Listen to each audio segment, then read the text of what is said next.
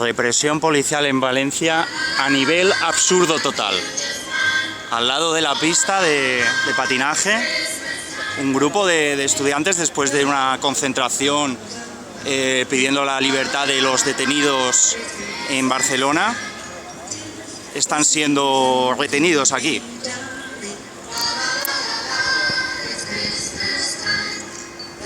Están practicando cacheos en las mochilas, identificaciones.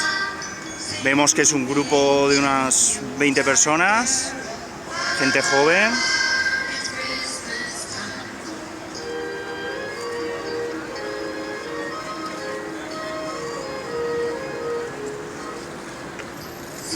Como veis, es todo muy surrealista. Hay más policías que detenidos. Esto es surrealismo marca España.